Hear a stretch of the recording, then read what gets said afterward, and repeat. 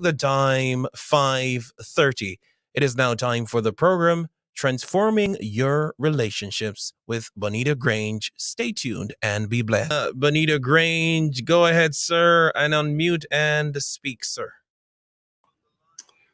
Welcome again, one more time to Transforming Your Relationship. Thanks for joining in. And if you like the video below, you can click on the subscribe button. Thank you. Thanking again, Pastor Clive and First Lady, amen, and the First Lady from Higher Ground Tabernacle Ministry, and our radio host, Roshane Douglas, for spearheading the station. Tonight, I am your host again, Bonitto Grange, a relationship and life coach. Joining me will be a good friend of mine, Jodi Kush. Welcome, Jodi Kush. She is a woman of God that have a heart for the youth and souls in general. We have worked together in the church, and she's such a delight to work with such a beautiful spirit. She'll tell you herself about a program they have every second Thursday. So, Jodi, we're glad you are here. Tell us a little bit about yourself. Some folks could know who you are, and you're no stranger. Go ahead. First of all, I want to say thank you so much for having me on the show this evening. It's a pleasure to be here. And hello, audience. I'm very excited to be here. About a little bit about me.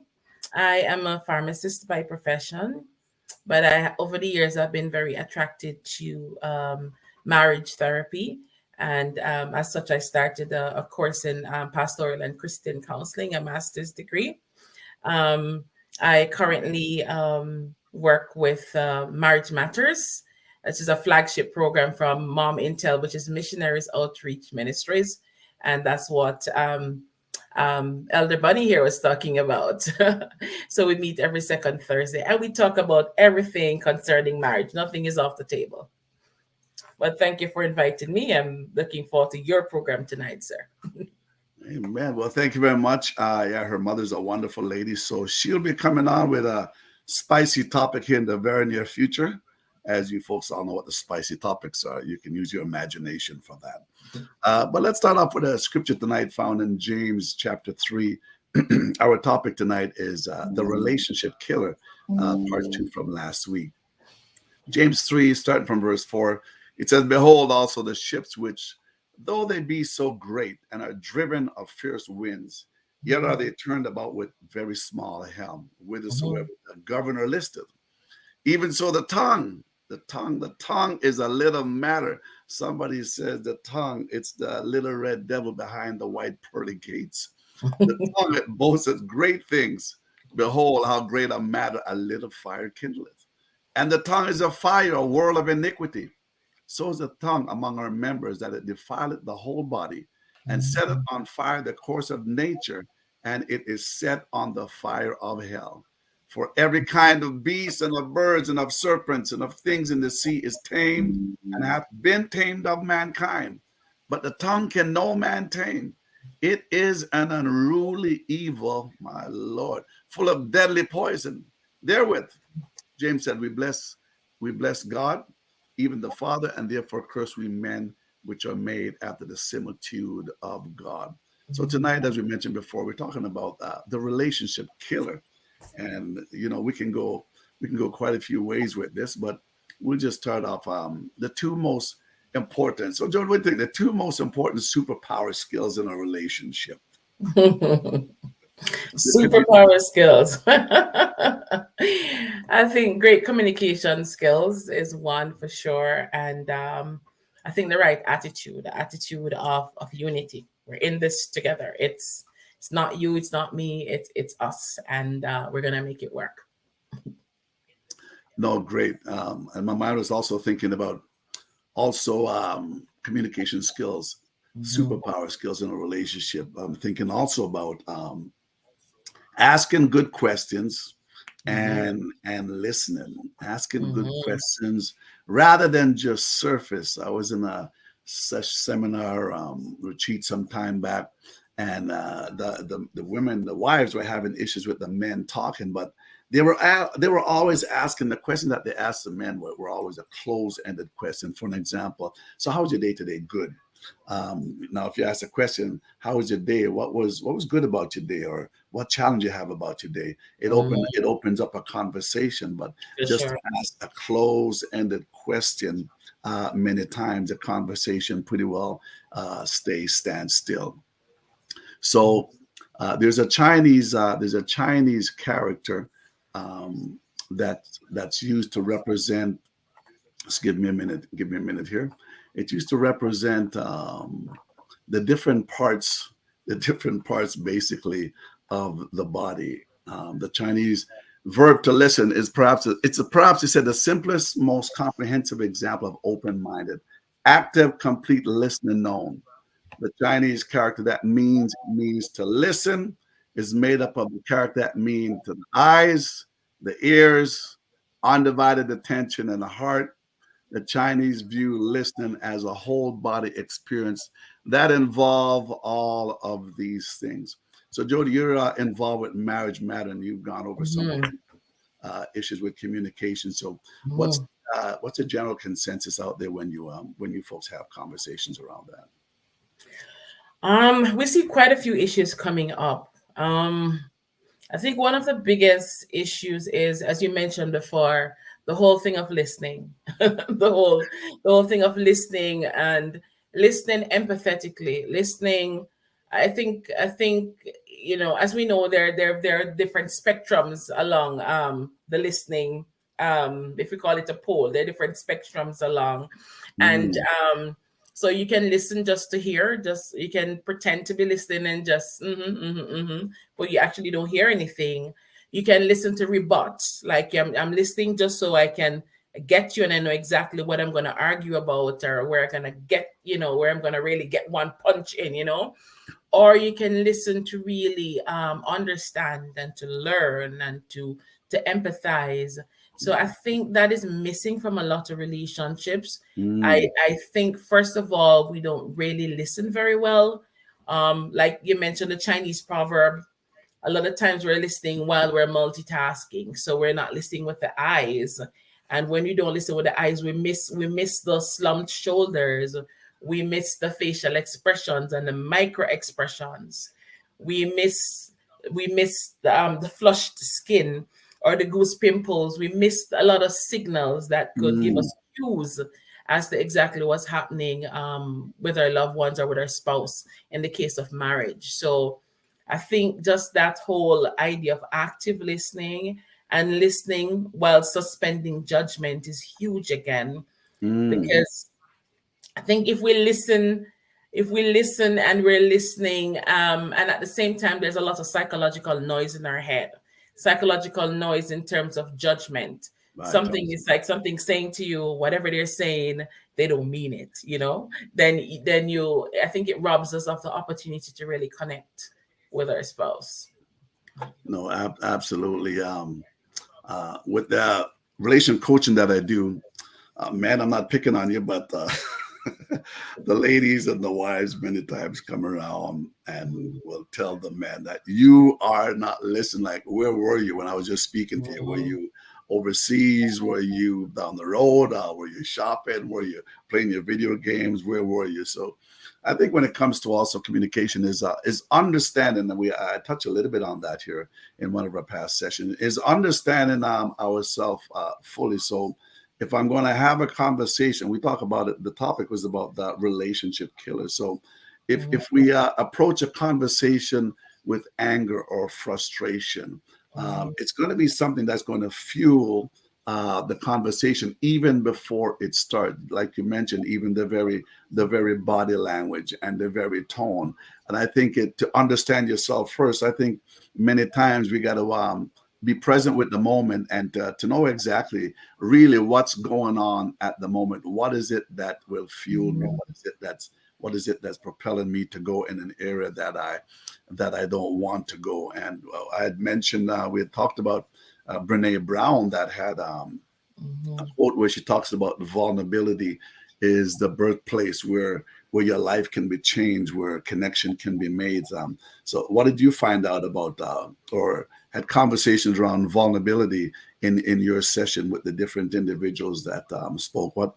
what was the challenging to them about that, whether it be from the men's side or whether it be from the women's side? I find that generally speaking, more women were willing to be vulnerable in terms of communicating. And I think that, in all fairness to men, we have had more practice where that is concerned. Okay. Because just from childhood, little girls were always allowed to cry and to express themselves and to say Mm, what they don't like and what's going wrong. But the society that I grew up in, when the little boys did it, they were being told that they need to be tough, they need to toughen up, and they need to be men. So I okay. think over the years, men have been taught to be tough and taught not to cry. You're soft when you cry, you know? And so Mm, anger has been like the only means, that like the only acceptable way over the years in many mm, societies for men to actually express themselves. right. So any emotion outside of anger, which looks strong and you thumb through the wall and you know, so any expression outside of that sometimes has not necessarily been welcomed. I don't think men have felt at liberty to be able to really express themselves. And then Mm, now they get married and you want them to be vulnerable in 5 minutes when you told them to shut up their whole life and take it like a man. So I think, okay. yeah, I think we have to probably re-examine how we're socializing our boys and our young men, so they feel the freedom to be vulnerable and still be respected and regarded as a strong man.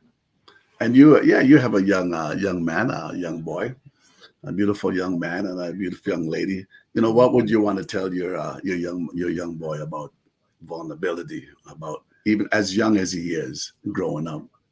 As young as he is, I am so proud of him. He is Yeah. able to express himself very Wow. well. I Okay. don't know. I remember one Maybe day. maybe too much. Yeah, but his father is very strict, so he tends to be a little bit afraid of his dad. So he doesn't want his sister to tell on him if he does anything wrong. Doesn't want her to tell dad. So one day he did something and she said, "I'm gonna tell dad on you." And he started crying and he turned to her and he said, "Eri, when you tell dad on me, I feel like I'm alone out in a forest and I am so scared." Wow. You know? For him to express himself. And at the time he was 4, but for him to express himself like that. So he's very Mm, good at expressing himself, and he will say he communicates well. He will say, "I don't want to play right now. It's not that I don't love you. I love you, but I just don't want to do it right now. Can we do it later?" So, okay. so, so he's emotionally intelligent and he expresses himself well. And I encourage that. I don't want him Beautiful. to cry every 5 minutes over everything. I don't want him to be like that, but I want him to know Mm. that it is okay to cry sometimes. No, absolutely, absolutely. Because there's a program, Expression of the Heart, I think, one of, forget the name right now, but it was mentioned that one of the elders on there mentioned also to being in the army, you're taught to be tough and everything else. So Mhm. having that mindset and mentality, it serves well in one area, but it doesn't serve well in another area. The mentality and the mindset that you might have when you're in the army, it's a different mindset you have when you come into the home. I know of one individual that the same way that the officers in the army was training him is the same way that he was training his child. But it Mhm. wasn't working in the home because the way that Right. they talk to you out there, it's a different way that now that he needs to change his vocabulary, needs to change just the way he is approached. Mhm. So when it comes to communication, the relationship killer here, what is it? Some things that I think a person can control. I talk about the control circle, and then you have the outer circle, which is the out of control circle. What are some things that you think a person can control? I mean, we might not even think about it before we speak, especially if we're being irritated, especially if we're angry at something or whatever. We really want to express ourselves, and at that time, you know what? We don't care what we say. We don't care how we say it. But that's a time where we got to control our spirit and be allow our spirit to be subjected onto us. So, what's from your thoughts here? What is it that I can control when it comes to communication. Is it okay if I make a quick comment on the point you just made before I answer that question? Absolutely. Go ahead. But based on the point you just made about persons just kind of, like men being trained in the army and carrying home that kind of army behavior home to their family, I think it's important for us to be able to compartmentalize, Right. in relationships, and that is huge. We have to be able to turn off work. You might be as a woman, you might be the boss at work, but you're not necessarily the boss at home, So I think compartmentalizing is very crucial. As you mentioned, what it is that you can control. Right. First of all, let me be real. Yes. We want you to be real. This is a real. When you're really upset, sometimes you're not necessarily your best self. Absolutely. And so I think one important thing too is to be able to apologize when you're not your best self. Own up to it and apologize. And I do that with my kids a lot. I'm like, Mommy got really upset. What I said was not right. And I shouldn't have said it, or I shouldn't have raised my voice. And that's not the best way to communicate. And I'm sorry. So even if I don't always get it right, at least I am not just passing on. They know it's okay to be upset, but it's not okay to behave a certain way. Right. And if I do, I correct the behavior so they know that it's wrong, right? In terms of being able to control, though, I think the words of our mouth is very important to control what comes out, because there's a saying, stick and stones may break your bones, but words never hurt you. I think that's the most untrue statement absolutely ever coined. Words can hurt you, and we talk about God. He spoke, this whole world came into existence because of words, and I think in a similar way we can use our words to build, or we can use our words to hurt and to tear down. If you listen to a lot of motivational speakers, sometimes it's just one thing that somebody said to them that really made them believe that they could do it. So what you can control the words that come out of your mouth. Difficult as it is sometimes it's best not to speak when you're really upset. You can also control your tone. Sometimes another tricky one can be hard. And you can control just being your authentic self. I think what you cannot control, you can't always control that other person's perception of you. That was the next question. Oh, sorry. Go ahead. Sorry, I don't want to jump the gun. No, that's okay. You just flow right into it. What is it that I can control when I'm communicating and trying to communicate at that time? Your tone. And to a point, your body language, because you might feel tempted to roll your eyes and you just kind of keep them still, So you can control your body language. I think we communicate. I think we communicate in every single thing that we do and say. Right. Or if we don't say, if we're silent too, that's another means of communicating that. If you're not normally silent and now all of a sudden you've gone silent, right, that's a way of communicating that something's off, something's wrong. And I communicate by the way I look at you, even when you walk through the door. Is either I'm saying welcome home, I'm happy to see you, or I'm saying you again, oh good Lord, So I think we're always communicating kindness, respect, or anger, contempt, etc. And I think where things can get kind of tricky is to know, is the person just communicating their feelings in this moment, or are they communicating that they are upset with me, or there's something wrong with me in this moment? Right. It's interesting too, because what is it that I can't control? Definitely, I can't control how another person is going to act or respond. But the things that we say sometimes in the heat of the moment, one thing that we must be reminded of is sometimes it's not very easy to come back from what comes out of your mouth. If you were planning on having a good time and being intimate that night, you know what? That is just shut down. That door is closed. So You just true. gotta wait until the emotion comes back. You gotta wait until you're both back in balance again, where you can have that conversation. So to be careful at that time, because it's so hard to come back from words that has been released from your Mhm. mouth. You can say you're sorry from now until Jesus come, and I'm not saying they won't accept your apology, but it will always be in the back of their mind until fully trust, I believe, is fully regained again. Yeah.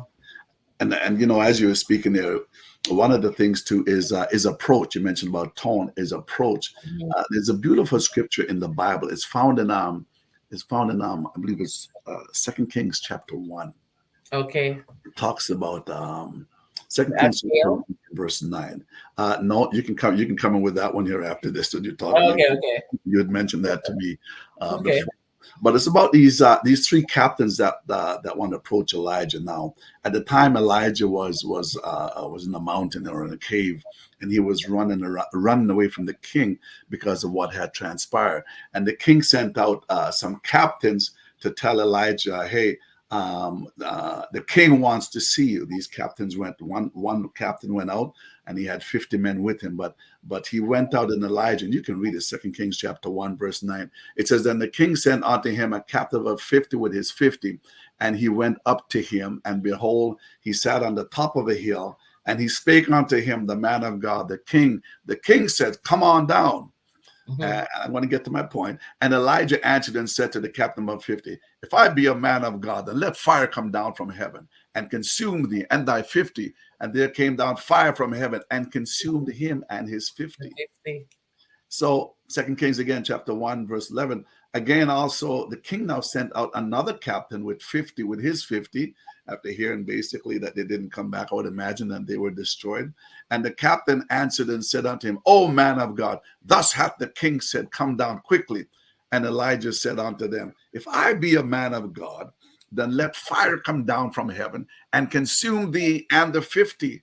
And the Bible said the fire of God came down from heaven and consumed him and the 50.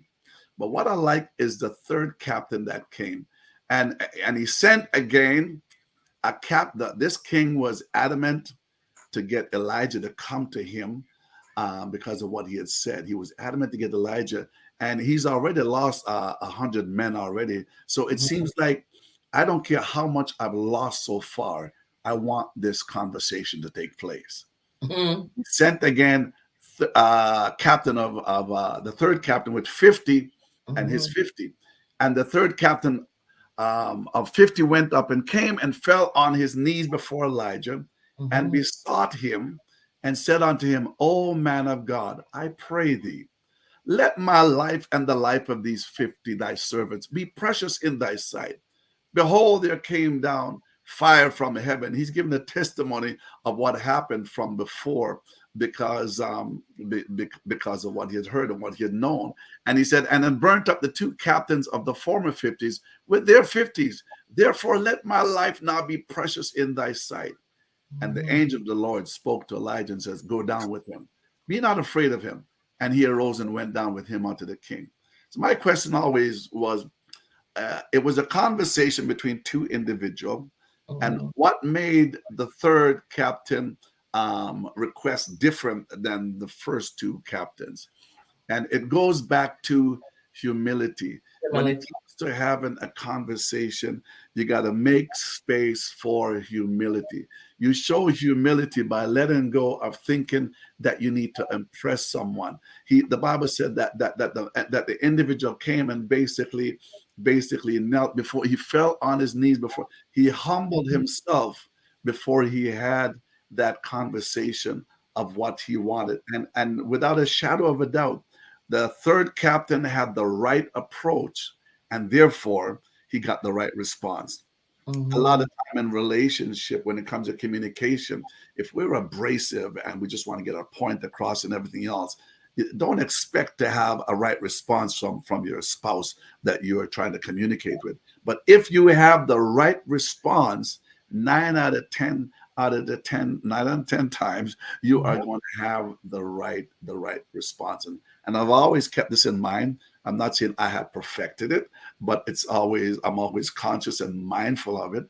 And so right approach, right response. So coming with Abigail, I believe you had another scenario there, also another example about the approach and how that can change. Right. So just the story of Abigail, Right. Mhm. the story of, I'm not sure how many of us are familiar with the story, but David was basically running from Saul at the time, who was trying to kill him. Right. And David and his soldiers happened to be hiding out close to where Abigail and her husband lived. Okay. And so while David was there, because he was such a good man, he was helping to kind of protect Nabal, which is Abigail's husband's cattle. Abigail Mhm. and Nabal's cattle, and looking over their property and making sure that nobody came to attack them. So they're protecting them basically. Right. And there came a time when David and his men were hungry, and Nabal was having a feast, and asked for some food, and Nabal insulted him greatly. Mm. And one of the servants who was there was very offended, because um, he knew basically the type of protection that David was offering to Nabal, Right. and how Beautiful. kind David was to him. And so he went and complained to Abigail, which is Nabal's wife.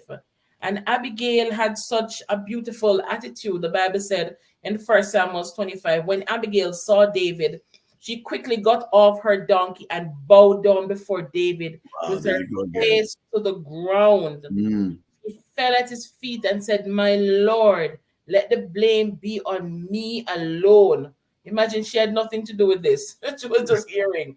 And she said, "Let the blame be on me alone. Please let your servant speak to you," in Wow. reference to herself.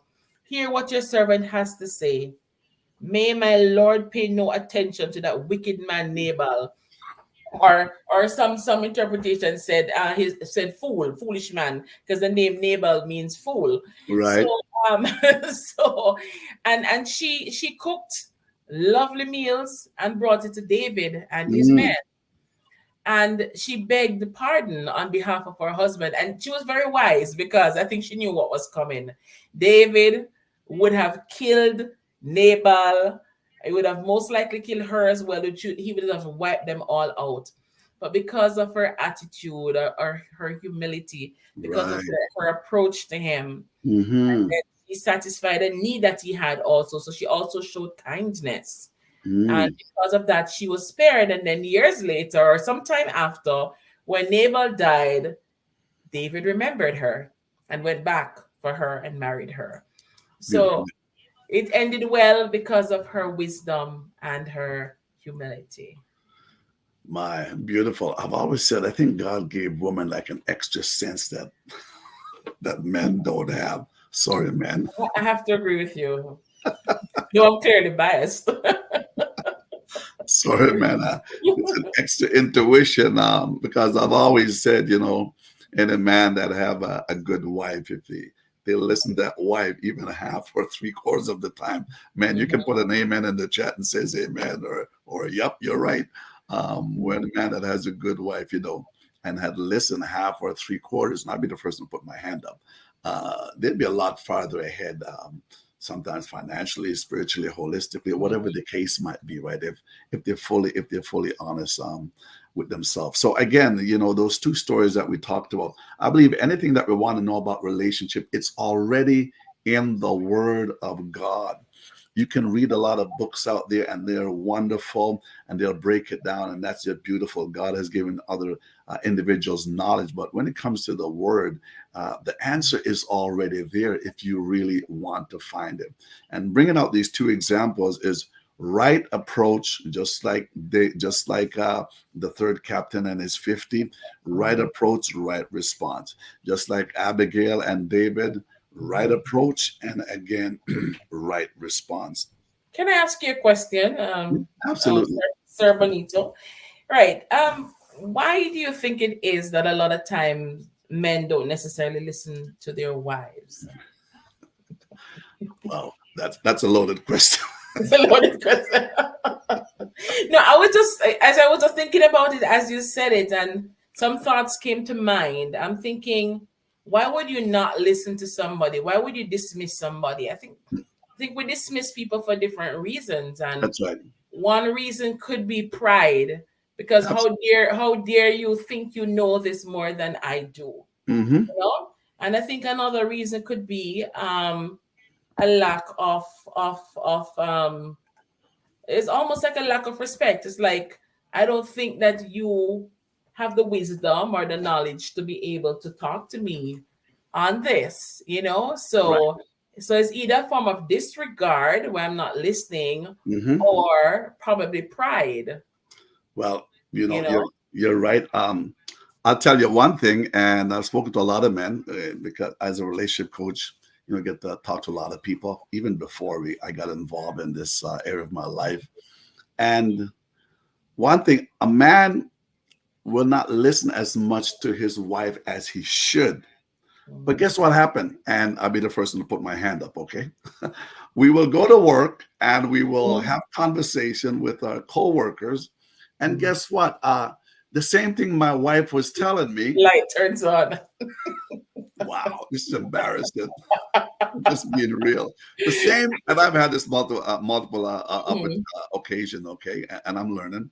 But the Mhm. same thing that my wife told me, for some reason, whatever, because we're so familiar with one another. Yeah, but Mhm. she's got a history that the conversations that we've had and the decision that we had to make together always work out. So why wouldn't I believe now? Unless you have someone that every time that the conversation started, there was always conflict and nothing went right and everything always went sour. It would cause an individual to pull away rather than to pull toward of their spouse.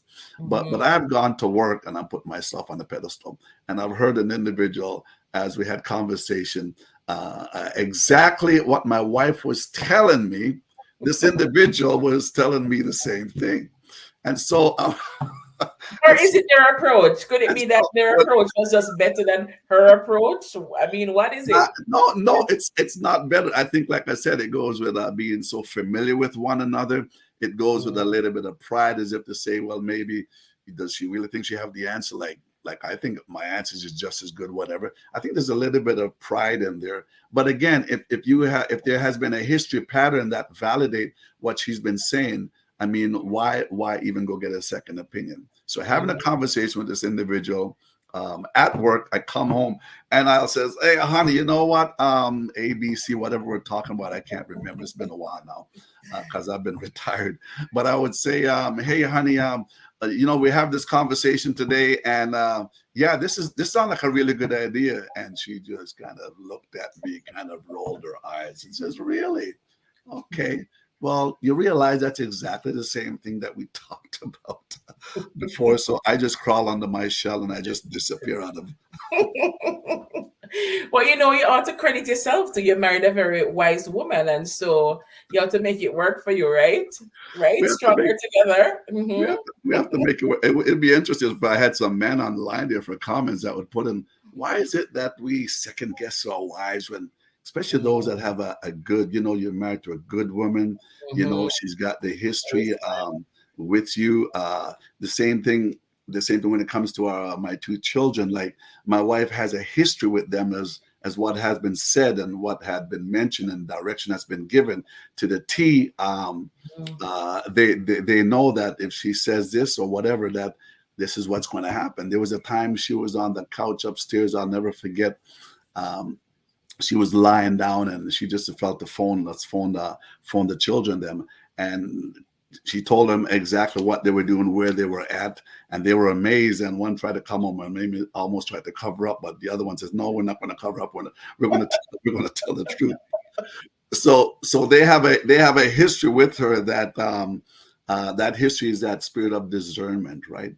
So going back to communication, why is it men? And actually, I'd love to have some men in the chat. Why is it's so hard for us to take that advice, that information from our wife, but we will go outside and we will do backflips and do hula hoops and everything else. Mhm.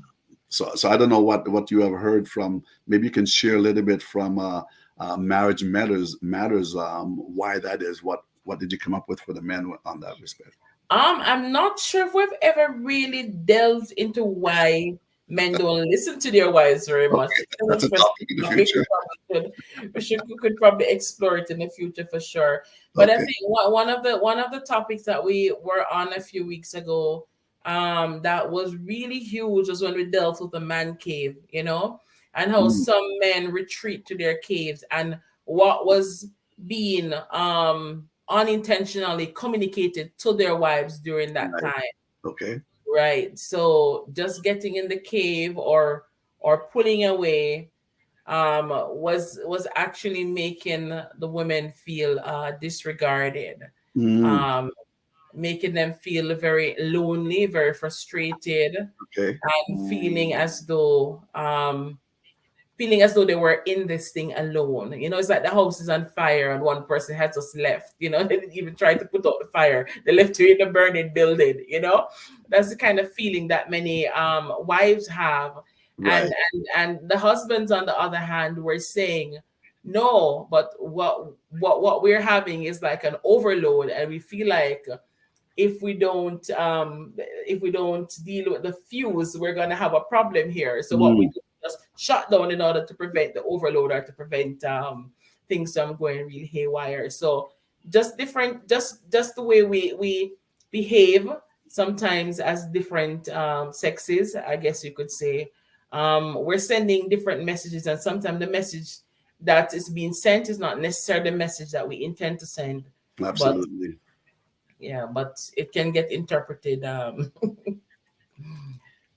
differently than how you want it to. So you mentioned about a man cave. Mhm. So if I mentioned to you about, give an example of a snapping turtle syndrome, what comes to mind when you say that? When I say that in conversation, when they have a snapping turtle Snap syndrome. and turtle. As you mentioned, the snap and turtle syndrome, you find that sometimes a turtle would want to protect itself. Mm-hmm. And so the turtle sometimes doesn't allow itself to be vulnerable because it wants to be protected. Right. If we stay in ourselves and don't allow ourselves to be vulnerable, we're not going to move very far. We're not going to enjoy. If you even think of the turtle on the sand, how much of the beach and the sand can he really enjoy? How much of the sunshine can his skin get when he's Mm-hmm. in that shell? So staying in the shell, we deprive ourselves of other benefits that we could have in the relationship. We deprive ourselves of growing. We deprive ourselves of having new experiences, and we just basically we're protected, so to speak, but we're not really living and growing and thriving in the relationship. No, I like what you said. They withdraw themselves, and Mhm. so it's as a turtle, as you'd mentioned, we want to feel safe, so we pull back, we hold back our feelings. We're not expressing like we should be. What a turtle will do, or if we could personify that kind of attitude or spirit, I'm just going to go back into my man cave because what you've said to me has been hurtful.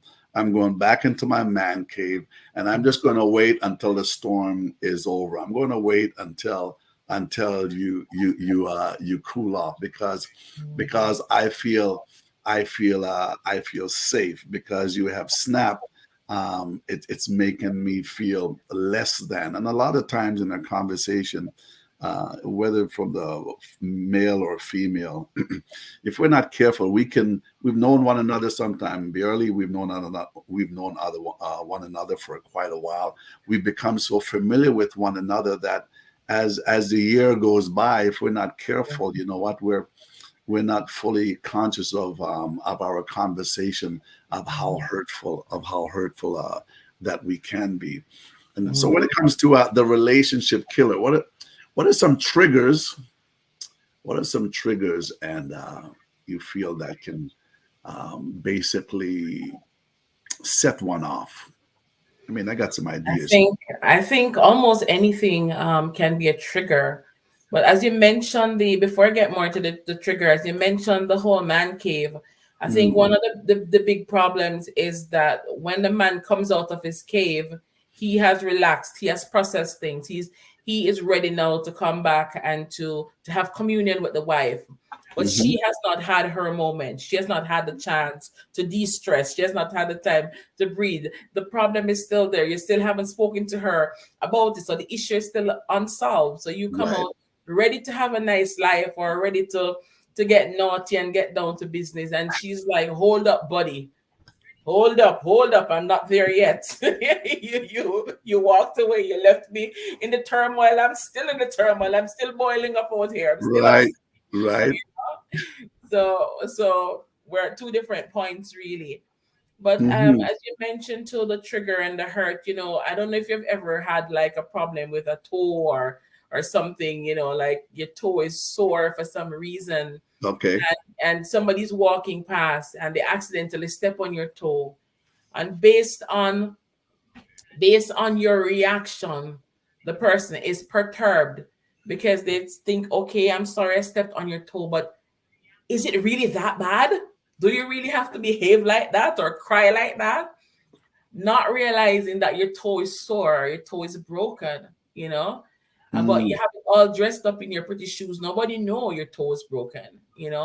And so I think sometimes in relationship, there's different things that we do or say. Almost anything can be a trigger. And the sad part about it is that a lot of us don't even realize that we have the triggers Right. until our spouse steps on that toe, and then we react in such a way, and we didn't even realize Mm. that we would have responded like that. We didn't realize that we had hurts that were not healed. Right. Right. Yeah. Yeah. But I have another analogy to that pops up in my head. It's like Go an ahead. animal that's hurt, and Mhm. you're trying to offer help and healing to the animal, but he or she, the animal, is biting after you and trying to get away from you. Okay. But their healing lies with you, and with their um decision to make themselves vulnerable, so that Mm. you can, and trust you enough so that you can help to facilitate that healing process. And I No. think Beautiful. in marriages, I think that's exactly sometimes what happens, or how it should be, that Right. sometimes our healing lies within our spouse. But if we Absolutely. don't make ourselves vulnerable enough for our spouse to touch where it hurts, Right. to bring that healing, if we keep on being overly defensive, then Mhm. sometimes we could miss the opportunity to heal. No, beautiful. Well said. Our spouse can make us better, or it can make us bitter, Mhm. and it's the choice will always be up to us.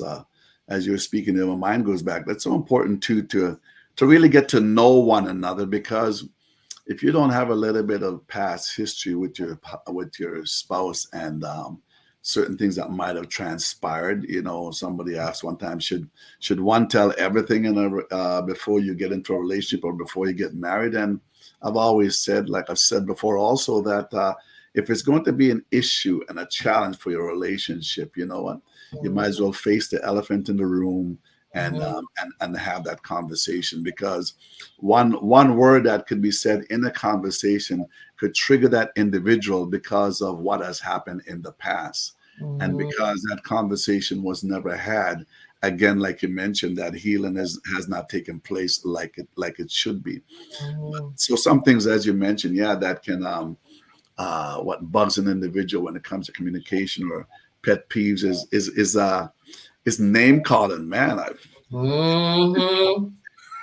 That one is huge. I've been in places where I've heard man call your wife a certain name, and I just rolled my eyes back in my, like I could not. And so I'm saying to myself, and you're expecting her to make a meal for you when you go home, and you're Mhm. expecting Plus her to do, dessert, plus dessert, plus special dessert. Matt, you have just, so name calling is something that you just got to be so careful of, because Mhm. it could reveal a dark side of you. So why do we have to go to that dark side? You Mhm. have just allowed your wife to lose respect for you. And when it comes to a man, a husband, I mean, respect is huge. And once that respect is lost, it takes time to build that back up again. Just like when trust is lost, it takes a while to build trust back up again. You love that individual, but you know what? You become more cautious because how could you dare even call me those names to begin with? I'm your wife. I'm your fiance. I'm the one that you're planning on marrying. So some of the pet peeves that there's also blaming one another, or even self-blaming, or just avoidance of some conversation that should be had that wasn't had, or pretending to be listening but not really. Not really. Stonewalling is another huge one. Tell us about it. So stonewalling is basically like setting up a wall, setting up a barrier between yourself and your spouse. Okay. Sometimes people do it to quote unquote keep safe, but you also ensure that you keep your partner out as well. So that can be very damaging to the relationship. People who are stonewalled often feel demeaned or abused, right? It's part of stonewalling could be given silent treatment, abruptly walking away during a conversation, avoid conflict to the point where you basically avoid your spouse. You avoid eye contact. You abruptly move to another task when you see them coming. You minimize their concerns. I think that's another big one too. Minimizing our partner's concerns, and sometimes being downright offensive. So after you minimize the concern, then you turn around and say, "So why are you behaving like that? How you so thin skin?" adding fuel to fire, right? Being overly defensive, aggressive body language like eye rolling or scowling, refusing to answer questions, deflecting and placing blame, ignoring the person or pretending you don't hear, simply saying I'm fine and nothing else, or everything is good. Yes, it's good, it's good, it's good. Right. And you know it's not good, Right. So so those are some examples of stonewalling, which can be very hurtful and very damaging in the relationship. And also remember, you mentioned stonewalling. There's also criticism, continual criticism. The food should be a little bit hotter. Why wasn't it this way? Why wasn't this done? I found, I'll be vulnerable here. I found myself when I used to work shift work, and I came home, I used to work like 6 on 6 off, and 3 days of days and 3 days of nights. And my wife can tell you is that when I came home, I became very critical. I guess because of the long hours I was working and the shift. I mean, if there was a paper on the ground and everything else was clean and everything else, I'd be saying basic. I'm using it for an example, right? How small it was, but you tell me this paper's been on the ground for so long, I know to pick it up, or something is out of whack, or whatever the thing is. So I had to basically check myself to just to realize, you know what, it's a shift I was on. Your body's a bit not aligned like it should be because of the two different shifts you're working. So I basically held my peace, for the first couple of days. I had conversations, but after a while, you just come back to earth. So those out there that's working shift work, I understand what it's like. I know what it's like when you come home, man. If you're not careful, you'll pick up the conversation, instead of being loving and being heartfelt. It can become very critical because of the long hours that one might have been working. When you're overly tired, yes, absolutely. Really tired, you can get really cranky. Don't necessarily have this judgment. But as you mentioned, over 60% of our body is made up of water. And there was a water experiment that was done years ago, and I suppose it's something you can still continue to do. But in the experiment, what they basically did was get water in 2 identical containers, and over one container that constantly speak positive, loving, kind words, and over the other it would be negative, horrible words. And they put both of them, and I think it was a special freezer, froze it, and the pattern that came out of the one with beautiful words was like diamond-like beautiful patterns. And the Mm-hmm. one, the container that had in the water to which negative words were spoken came out looking all messed up, all ugly, all Wow. erratic, you know? And so, you know, words have power and words have life in them. And Mm. and so, as you mentioned words earlier, you know, tonight, Sir Bunny, the words that we speak to our spouse. You just mentioned criticism. Those are negative words that can kill your spirit, that kills your self-esteem. It, Absolutely. it can just deflate you, you know, and make you feel Mm-hmm. like you don't even want to go on. Right. So we have to really be careful. You know, are we speaking life? Are we speaking death in our relationships? Death and life is in the power Power. of the tongue. Mm. We mentioned earlier in the scripture that the tongue is full of deadly poison. It's an unruly member. It speaks about the only thing in our body that's an unruly member. So how can, if I have this thing that's called an unruly member, how can I be conscious and just be present and just knowing how to tame that unruly member, because it's going to benefit me in the end. So it's coming to an end here, and I just want to go over some I guess some tidbits or some suggestion where we can effectively communicate your feelings in a relationship. One of them is to allow yourself to feel. In other words, going into the conversation with guilt or apprehension about your feelings, it's not going to help your partner. You're completely allowed to feel whatever you're feeling. Don't shut down your feelings. These emotions have been built in you. So you're allowed to feel the way you feel, and nobody can tell you not to feel that way. You know, it's interesting when someone feels a certain way and another person saying, well, you don't feel that way. You don't have to feel that way. No, this is how I'm feeling right now. So accept Mhm. what I'm feeling right now, although I'm not going to allow this feeling to take over and to control me. So you're allowed to talk about your feelings. So label your feelings. Another one, you're experiencing these feelings, but are you reading more into them that's actually there? Are you over exaggerating? It's important exercise for you to do on your own before opening up and sharing with someone. Also, start with yourself. If you're extroverted or you like talking about your feelings a lot, your first inclination maybe to talk it out with your spouse. It's a great thing to do. If you can't talk to your spouse, I mean, that's where Mhm. now emotional affair happens, which is something we'll tackle down the road. The Mhm. reason the reason why that happens is because I can't say what I need to say in this relationship. I can't communicate to you my feeling because you're just not listening. You're not being empathetic. And when you have a relationship, when your feelings or not felt by the other, Disregarded. and you don't have that caring, heartfelt attitude, you Mhm. will go outside your relationship because somebody will find interest in you that you're sharing some things that maybe you couldn't talk about or whatever the case is. So also remember how much you matter.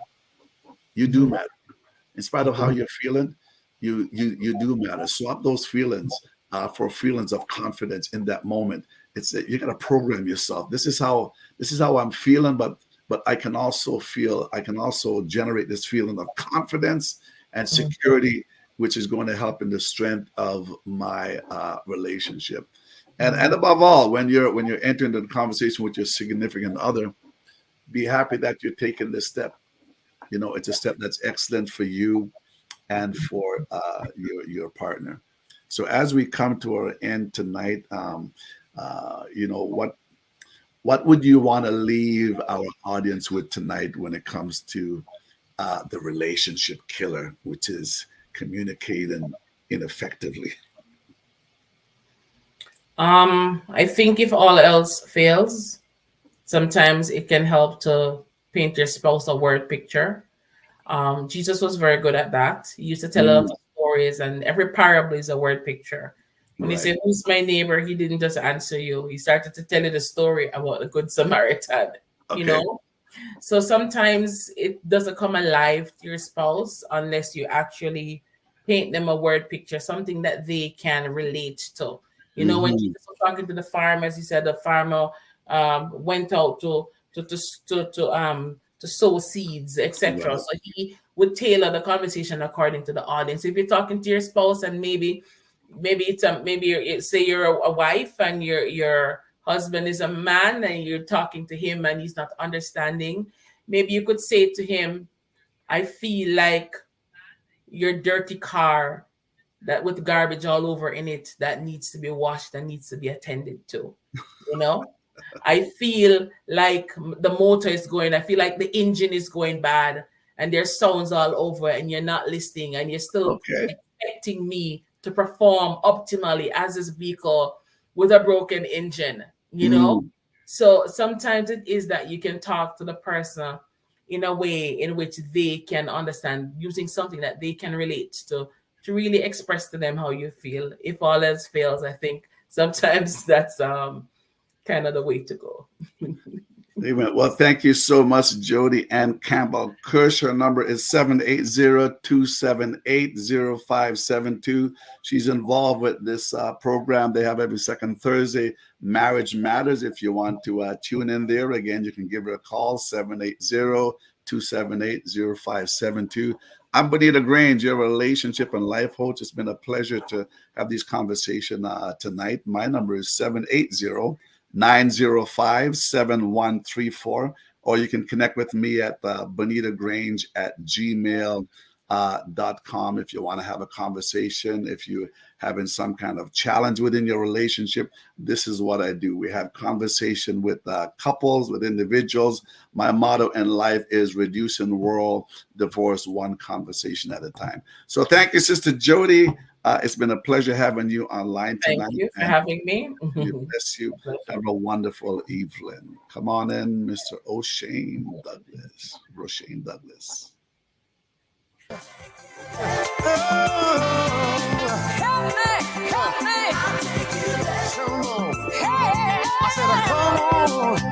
Thank you for listening to Transforming Your Relationships with Elder Bonitto Grange. Join us again next Friday at 5:30 for another program.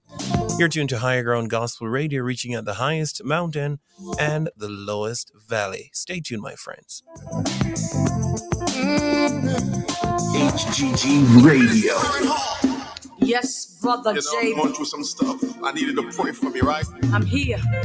Join All righty. How was that? HGG Radio for our all-night prayer meeting. Yes, all night. It's time to push, pray until something happens. Right here on HGG Radio. You can visit our YouTube channel, HGTM/HGG Radio. And it's going to be live right here on HGGradio.ca.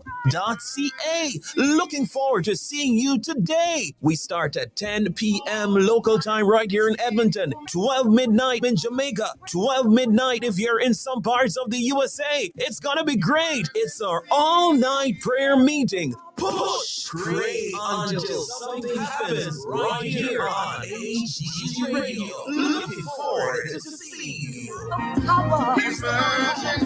Yes, brother You know, Jay. I'm going through some stuff. I needed a point from you, right? I'm here.